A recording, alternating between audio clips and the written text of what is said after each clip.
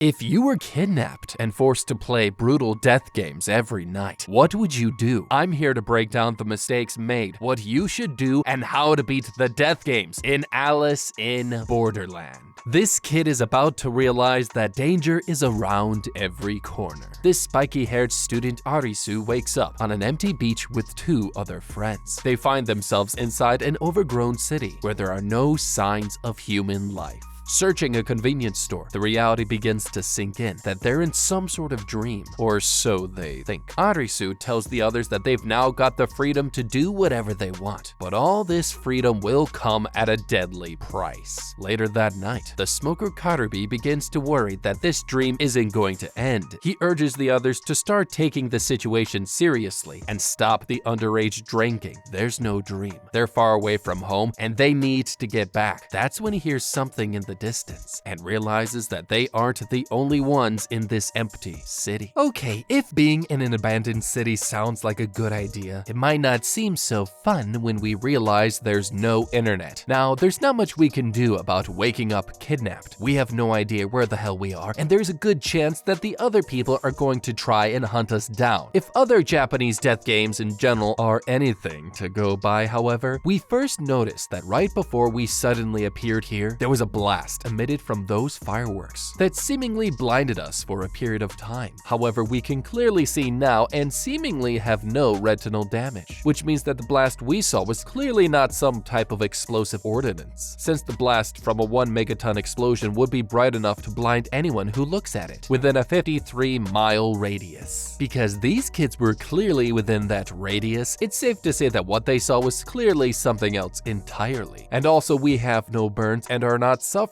from any type of acute radiation poisoning either, which if this scenario was caused by an explosion, we likely would have at least felt something burning on our skin by now. This means that putting aside any alien abduction type crap, someone has put us here. At least that is what I would assume based on all the current factors presented. This means that the only chilling I'd be doing would be to crack open a cold one while we try and get to the bottom of this as soon as possible, because I doubt anyone would kidnap us into having a good time unless that spot was in Bangkok, Thailand, and in that case I would simply have called Dom for help instead. Or maybe I wouldn't. Yeah, probably not. Now, using regular survival tips as a guessing guide, we can try our best to survive as long as possible. The first thing we should do is stock up on as much water as we can. Luckily for us, Japan's tap water is completely safe to drink, in fact. It's some of the cleanest in the world. The next thing we should do is to look for food. Japan is a country known for having large amounts of processed food, meaning the preservatives in said food should mean that eating out won't be too difficult. Now that our basic essentials are sorted, we still need to find out where the hell we are, and again, we seem to be fine from a radiation standpoint, at least for now, but I would strip my boys down to their skivvies, I mean underwear, and check for any and all rope burns, consisting of redness, irritation, or bleeding on the skin, to indicate if we were bound at any point during our time while unconscious, because either we've been kidnapped by some creepo abducted by aliens, or we're in some sick form of weeb purgatory. And if that's the case, then that means we're already dead. The boys find themselves at an overnight market, excited by all the amazing stalls available inside. They notice a booth in the middle of the market mentioning that 4 entries have been confirmed over the loudspeaker. Worried Karubi tells the others to leave before anything bad happens, but that's when this mysterious lady interrupts to warn him to not step outside. These kids look gullible as hell, and she comments that they must be new around here. She says that the world they're in is very real, and death is around every corner. She flicks the kid's cigarette out of the market, and suddenly it disintegrates into nothing. The lady mentions that they're a part of a game, and it's just about to begin.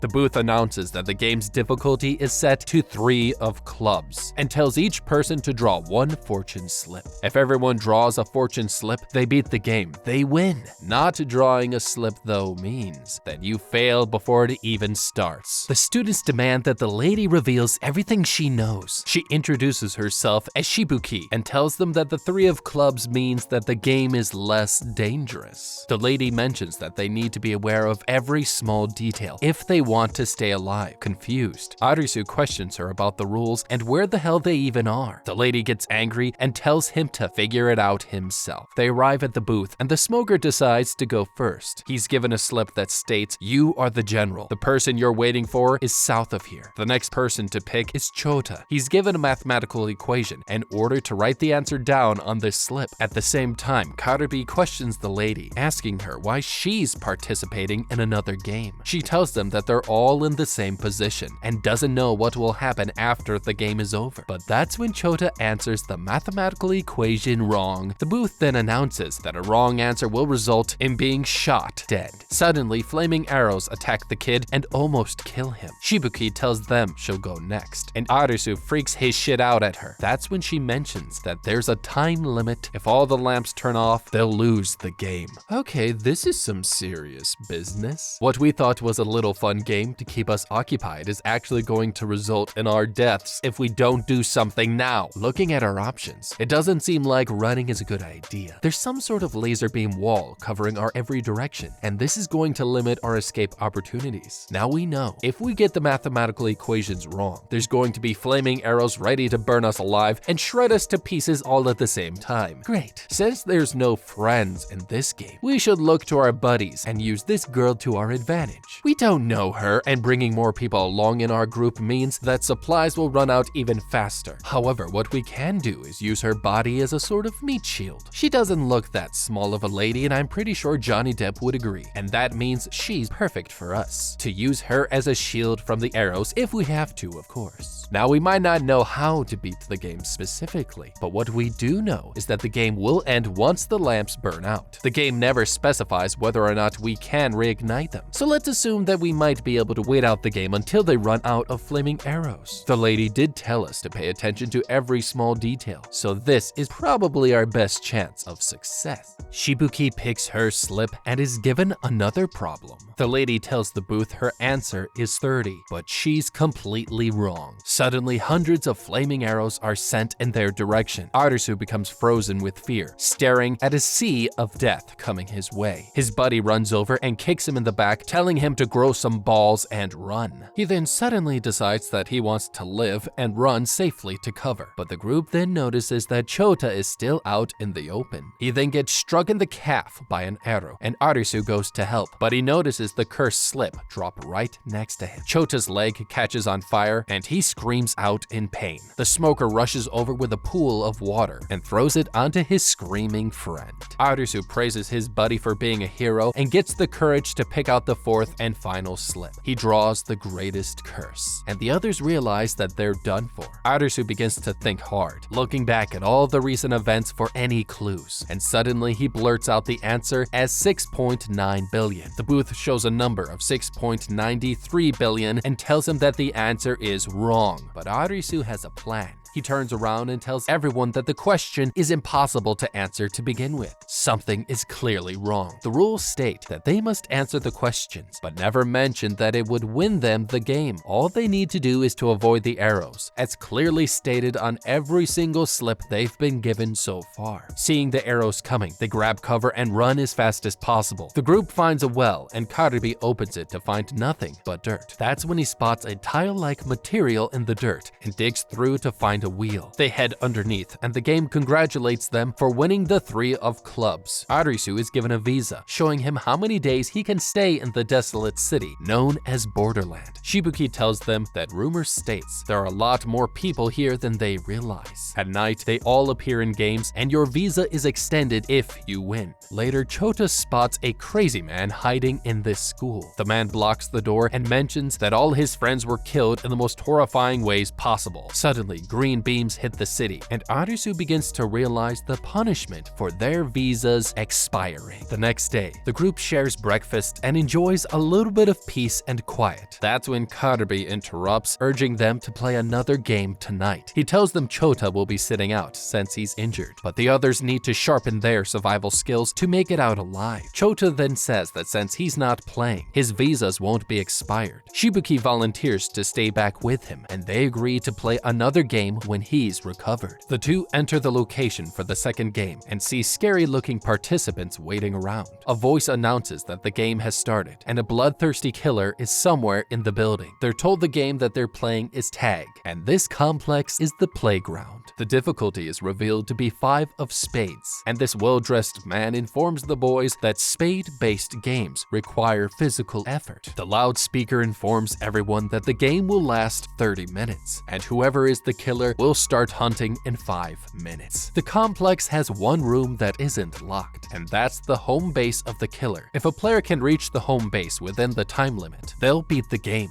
The game is over when the time runs out or all the players have been killed. Last but not least though, the building is surrounded by landmines, to make sure no one leaves, of course. Okay, here we go again. We're now completely familiar with these types of death games and know that some effed up shit is about to happen. People are going to die and there's no reason to be shocked. In fact, we need to use them to our advantage. We should try and pick out any gullible suckers that we can use and add them to our group of disposable idiots. There's some people here who are experiencing these death games for the very first time, which means we can use their inexperience to help them. If I was Arisu, I would tell the first timers that we're allowed to retry once we're killed in the game. They've all just been transported to a random city in the outskirts of Japan, and I know they're probably going to believe anything that comes out of my mouth. This time around, it seems like whoever's making these games is using landmines to keep us from running away. Brilliant. This makes the situation a lot easier for us to escape rather than having instant death laser beams all around us. That being said, we don't know how many landmines have been planted or how far out the landmines extend or even where the hell they are, but I think it's safe to assume that there's a lot of them. Let's just completely forget about the objective of the game and try our hand at escaping. We don't know if this visa stuff is even real, and it sure doesn't seem like throwing ourselves into more death games is the best way to stay alive. Arisu and Kurabi are best off convincing some dumb schmucks to test it out and throw themselves out of bounds to their purely coincidental death. I'd use my trusty friend Kurabi and tell him to lead the way as another lifeline. However, that wouldn't mean we're in the clear just yet. It's safe to assume that these game creators have more than a few landmines planted around the area, which means while other people are getting massacred, if we can find a heavy object, something like a fire extinguisher, which is commonly found in apartment complexes, we could throw that off of the building as well and on the surrounding area. This will detonate the landmines and give us a clear pathway out of here, possibly. Of course, this isn't a foolproof method of surviving, but thinking out of the box is more important when our lives are on the line. Arisu instantly begins analyzing the situation at hand. Suddenly, they hear the sound of a door opening and shots are fired. They run upstairs to see 2 players being brutally murdered. The killer turns to them and starts shooting, forcing them to run for their lives. Arisu stops his buddy and tells them to head another direction, using the well-dressed man as a decoy, and he tells Karabi to hold his breath. Once the killer passes, the boys run as fast as possible away. That's when Arisu reveals that the killer was dragging his foot, meaning they can move faster than him. Arisu tells his buddy that now's the time to find the home base. Karabi screams out to the other players, telling them the identity of the killer and urges them to help each other. However, he doesn't realize that this is not a game of trust. This purple-haired girl tries to warn this player about the killer, but gives up and climbs away, narrowly missing the machine gun. Meanwhile, this desperate man tries to leave the play area and gets blown to bits, assuring the others that there's no reason to leave yet. Now, 10 minutes have passed, and they've begun to realize that checking each door manually is too slow. Arisu spaces out for a second, and the killer spots them standing around. He then hides behind the wall, hoping that the killer only noticed his buddy. Karabi runs downstairs and bumps into these 2 serious-looking players. They tell him that they're looking for the killer, and it's time to stop running.